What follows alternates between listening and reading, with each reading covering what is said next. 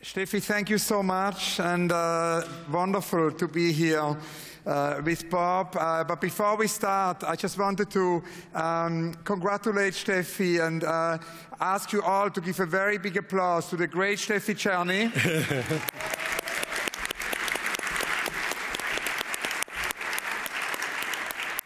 Because J.G. Ballard once told me that the most important thing is junction making. It's bringing people together, and no one is better at that than Steffi, who does it with DLD all year long. So a few months ago, I had a phone call from Steffi in terms of this junction making, and Steffi said, it's very urgent that you met Bob Greenberg and do this conversation at DLD. I've always admired Bob's many inventions. We can say Bob is a serial inventor, so we're going to talk today, of course, about the epiphany of RGA, but of course, RGA is many things, and as Norman Foster told me a few weeks ago, his motto is, the only constant is change. The poet Etel Adnan told me a few days later that identity can be a prison.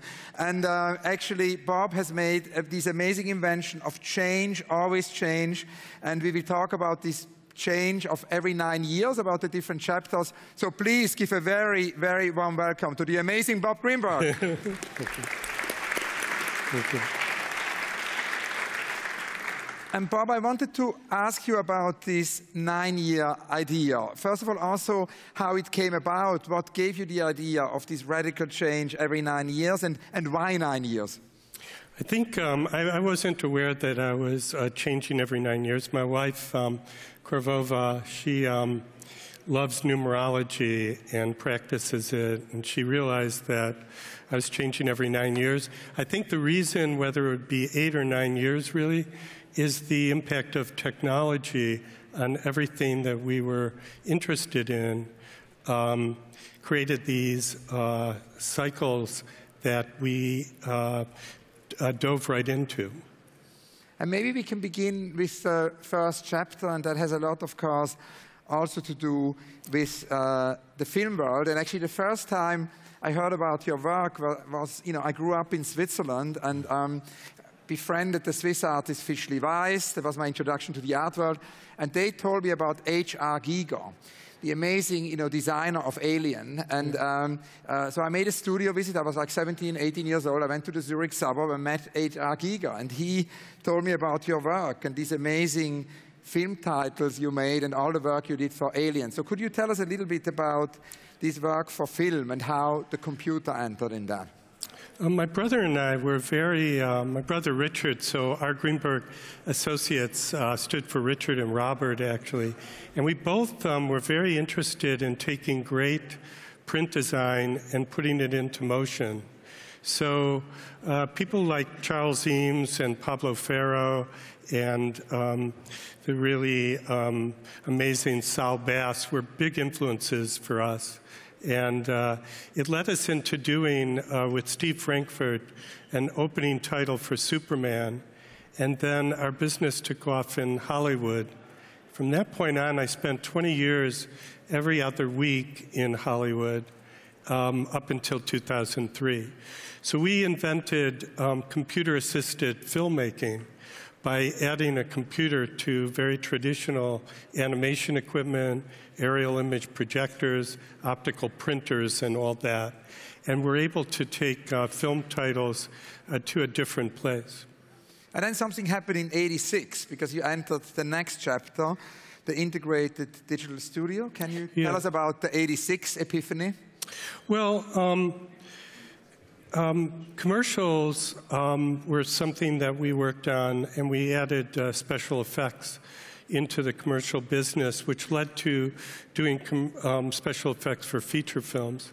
We worked on about 400 feature films, and during that period of time, we invented a lot of the processes for how you would take complex imagery and turn it into visual effects that people hadn't seen before. And this is before computer graphics. And then the next epiphany happened around 2004, and that led, again, to a radical reinvention of RGA. It led to the agency for the digital age. Can you tell us about that? What's the agency for the digital age? Well, I used to work on computers. I used to work particularly in the area of massive parallel processing because it was critical to the special effects business. And I worked with Jim Clark on silicon graphics equipment and actually enhancing their computer processing for graphical types of work. And the thing that I ran into with Jim is I went to visit him the day before he was leaving. He was pushed out because the board of Silicon Graphics thought he was moving in the wrong direction. He was concerned about PCs and Macintosh computers taking over their business, which eventually happened. But he showed me Mosaic, and he told me that he and Andreessen had founded that company because it would be an interface into the internet. And when I saw that, I immediately went back to New York and sold our business because I wanted to create an advertising agency for the digital age, which is what happened during that period. And then 9 years later, another invention happened, and that's the agency, turned from the agency for the digital age into an interactive agency. Can you tell us a little bit about how the interactive entered and about that kind of period of change? I'm also curious, in terms of an office, how your office copes with that, because I think it's really interesting because there is such a resistance often to change. How do you convince your office to go with you on this journey of radical change? In the agency, the company, the studio that we had that worked in visual effects, and we had about 225 people. And when I started to move into interactive, only 30 of them came with us.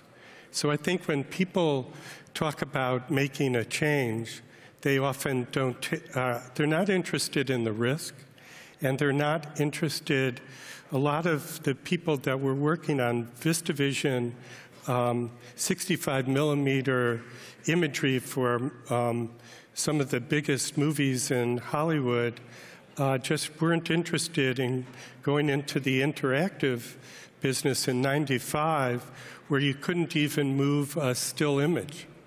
So very few of them came along, and they really thought I was pretty crazy, actually, because we made the move. And I sold the company to a company called True North Communications during that period, and they are a public company, so moving from an entrepreneurship to a public company was a very big change for our folks as well. And that company got bought by Interpublic Group, which is the company that we're still with.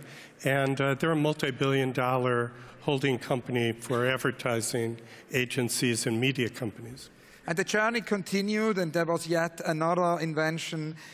You told me before about the functional integration. So that's the chapter we have from 03 to 12. Can you tell us about the epiphany of functional integration in your office? It's a little complicated of a concept, but the idea was that there's horizontal integration. Companies like Coca-Cola would have 500 brands, and they'd be horizontally integrated. And then there was vertical integration, where companies would take, let's say, oil, and eventually it would turn into an oil can at Walmart. And it's taking a lot of the costs out of the system when you vertically integrate. And functional integration is really with a company being in the center and having all their offerings around the company in a functionally integrated way. And Apple was the first company that really did that. Then Amazon, Google, our client Nike, many companies started to do that. And that's the current model that most companies are working with today. And did you have models for kind of offices? I mean, Panofsky says the future is invented with fragments from the past. Did you have models from previous generations of offices where this change occurred? Because I often had conversations with Rem Koolhaas, with Steffi actually here at DLD, and you know, Rem, of course, with OMA, has always had this idea of a factory which keeps changing, evolving, and also produces new talent. It's almost like a school. So I was wondering if, you know, of course, there's also the Warhol factory. Are there any kind of models also from, you know, the world of art or architecture who inspired you, or from the world of business? I was really inspired originally and continued to be by the Bauhaus. So it's relevant because it's German, and it's relevant because we took two principles from them. The sum is greater than the individual parts, and the idea is less is more. So less is more is all about reductionist thinking and how to get to the essence of an idea with simplicity at the core.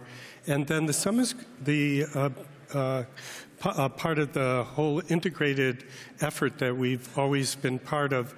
The sum is made up of a lot of parts is really talking about collaboration. So collaboration is at the heart of everything we do. And also, what's interesting to be interviewed by Hans Ulrich is I'm never interviewed by a creative person. I'm always interviewed in the business environment. But we don't really care about anything that isn't creatively driven.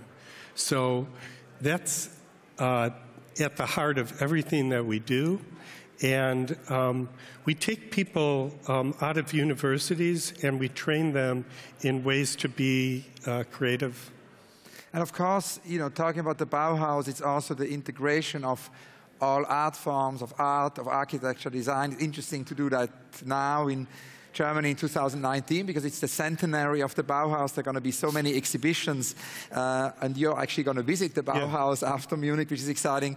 And of course, that brings us also to, you know, the integration of all art forms brings us to your work with art. And again, you know, in Switzerland growing up, I was very early on in contact with this idea of art brut, because you have in Lausanne this amazing museum which Dubuffet, the artist, installed. It's the Musée d'Art Brut. For those of you who haven't been there, it's a fantastic museum to visit in the French part of Switzerland. And, you know, art brut standing for outsider art, self-taught art, and you have one of the most extraordinary collections. I always was aware of that collection, but I never knew it's the same person. That's why I was saying, you know, there are these many dimensions of Bob Greenberg. It's almost like in superstring theories, like in quantum physics. So I wanted to ask you, tell us a little bit about your passion for art brut and these collections which we see here, from Wölfli to Darger to Alois, the amazing Swiss pioneer Alois. I got very influenced by the book that Dubuffet wrote called Asphyxiating Culture. And what's interesting about Dubuffet is that he was self-taught, and then he started painting and making artwork when he was 41. And he wrote a book talking about how important the schizophrenic artists were, who created new ways to, new visual languages. And I felt that we were creating new visual languages, and that I, of course, was self-taught. And I became interested in Van Gogh, and Van Gogh led to Dubuffet, and Dubuffet led to collecting the art. But then I brought it back to the collaborative model that we have created for the work that we do, and created the idea of a singular vision in a collaborative medium. And so everything that we do is led by a creative person or a couple of creative people. And then it's how you create new ideas and new collaborative creative works by having it be led by a creative person. And I read in the New York Times in an article recently that you're also planning to maybe bring this kind of collection to the public, to maybe make your own institution like Dubuffet did. Can you tell us about these plans of your museum? Well, I'm very interested in architecture and design and committed to self-taught outsider art brut, and there's an opportunity I have to build a small museum in Hudson, New York, which is in Columbia County, and sort of have people take the train up to where DIA has put a great art museum in Beacon, New York, and then to Hudson and beyond to Massachusetts. But it's a dream that I have. It's what I'm hoping to do. And of course, you know, the Bauhaus, the integration of art, architecture, design. So we should talk also about architecture. That's the connected home. If we can have the next image, please. There's connections there, of course, to, you know, to Philip Johnson, to Mies, to your upbringing in Chicago, in a Mies apartment. Can you tell us a little bit about what is your connected home, which we see here? I'm a huge fan of Mies van der Rohe, who came out of the Bauhaus, and the work that he did to invent new ways of creating art and artful architecture. And so when I built the houses upstate, we used the same footprint, and we created an homage to really Mies and to Philip Johnson. And the glass houses, the Farnsworth House and Johnson's glass house that were 1949, 1951. So we wanted to bring them up to the future.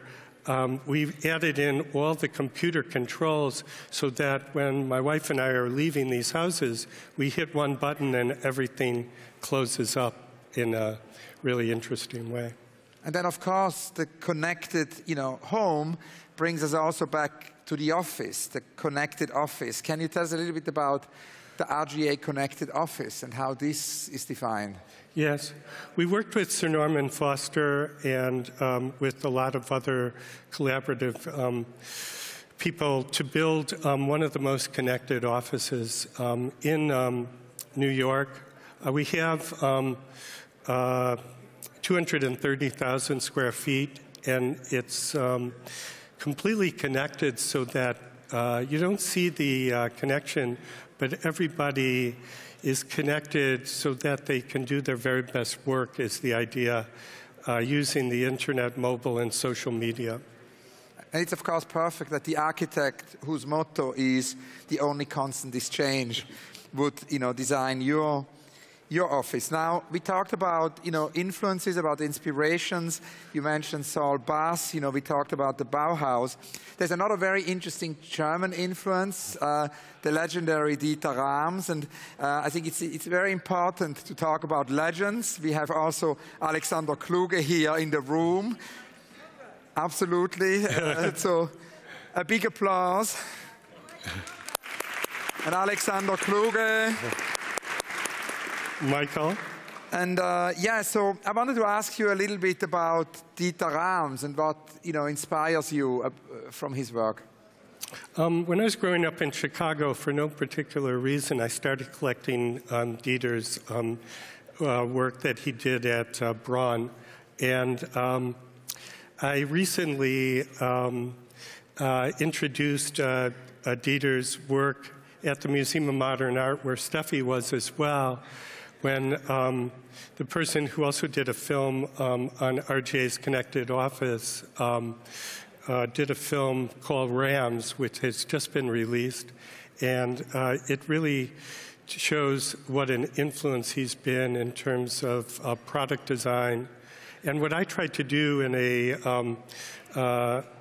a show that I developed for the Cooper Hewitt was to show how the product design and the principles of Dieter translated to the work that we're doing with products and services, and how important it was for the impact of technology on product design, ultimately being a great influence to Johnny Ives and Steve Jobs and everybody who is interested in product design and architecture.